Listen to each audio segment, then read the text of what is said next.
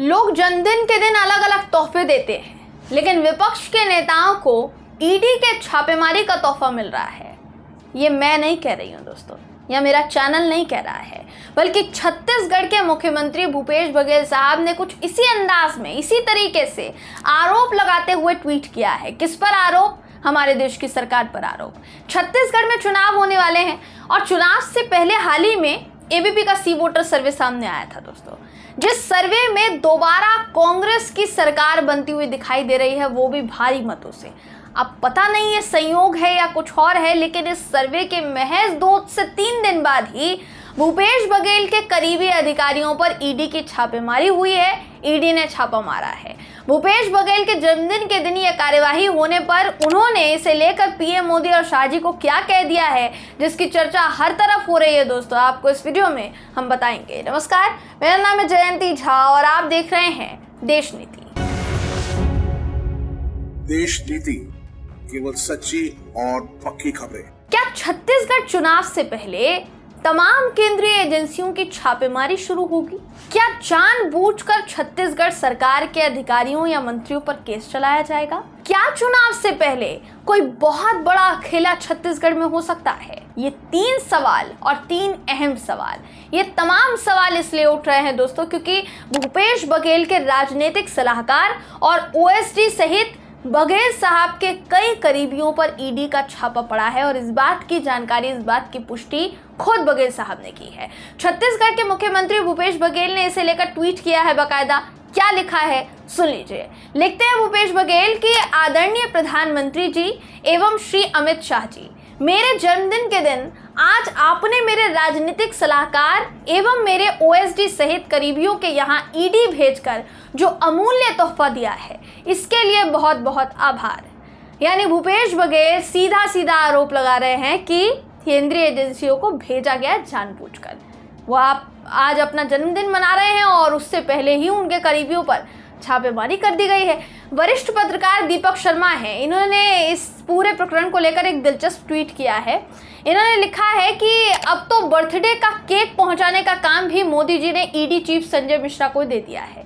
इतना काम तो गब्बर ने सांबा से भी नहीं लिया। तो ये बहुत हास्यास्पद ट्वीट था और बहुत गौर करने वाला ट्वीट था। इसमें बहुत कुछ छुपा है दोस्तों, जिसको जानने की जरूरत है। जाहिर है, देखिए बीते दिनों ईडी डायरेक्टर संजय मिश्रा साहब को ईडी डायरेक्टर पद पर बनाए रखने के लिए सरकार ने कितने पापड़ बेले थे, सुप्रीम कोर्ट किस तरीके से सरकार पहुंच गई थी और वहां से एक्सटेंशन लेकर आई, ये आपने देखा।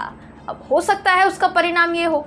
हालांकि असल में अंदर ही अंदर क्या खिचड़ी पक रही है, ये तो साहेब बेहतर जानते होंगे। अब ये तो नहीं पता दोस्तों कि ये सब किस कारण से हो रहा है, किस वजह से हो रहा है, लेकिन सवाल बड़ा है कि आखिर सर्वे आने के ठीक कुछ दिनों बाद ही छापेमारी क्यों की गई। लेकिन इतना तो बिल्कुल पक्का है कि सर्वे के नतीजे अंदर खाने तहलका ज़रूर मचा गए हैं, क्योंकि सर्वे के नतीजे कुछ है ही ऐसे।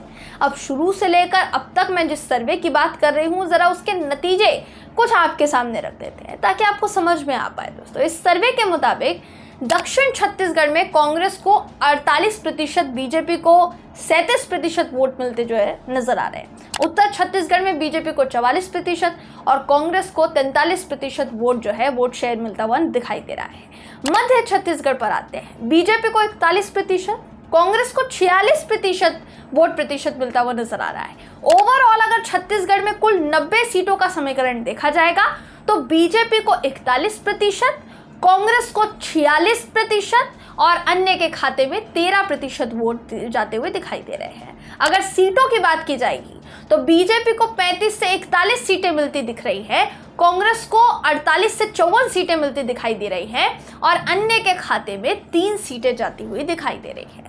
यही कारण है दोस्तों, सवाल उठ रहा है कि क्या इस सर्वे के सामने आने के बाद डर लगने लगा है या जीतने की उम्मीद ही छोड़ दी गई है। छत्तीसगढ़ में इस वक्त कांग्रेस की सरकार है।